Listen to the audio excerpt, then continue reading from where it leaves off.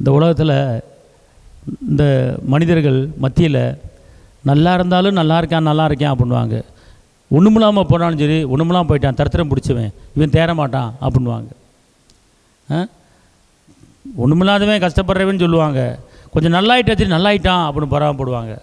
இந்த உலகத்தில் இப்படியும் வாழ முடியாது, அப்படியும் வாழ முடியாது. நின்னா குத்தம், உட்காந்தா குத்தம், ஒரு நல்ல துணியை போட்டு போனாலும் குத்தம்.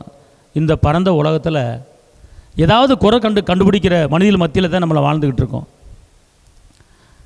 எத்தனை காயங்கள் இருத்தில் பட்டிருக்கு தெரியுமா? எத்தனை பேர் நிந்தையோட அவமானத்தோடு பேசியிருக்காங்க தெரியுமா? நான் அந்த உடம்புல வெளிப்பிரகம் படுகிற காயத்தை சொல்லவில்லை.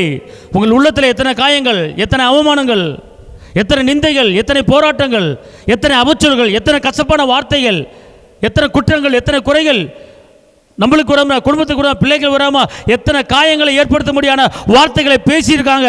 அந்த வார்த்தையினால உள்ளத்திலே ஆத்மாலே காயப்பட்டு வாழ்ந்து கொண்டு இருக்கிறோமே, அதை நினைத்து நினைத்து நினைத்து வேதனைப்பட்டு கொண்டிருக்கீங்களா? உங்கள் இதயத்தில் காயத்தோடு வாழ்ந்து கொண்டிருக்கீங்களா? நான் எந்த தவறுமே செய்யவில்லையே, என்னை இப்படி குற்றப்படுத்துகிறாங்களே என்று உள்ளத்திலே காயம் இருக்கிறதா?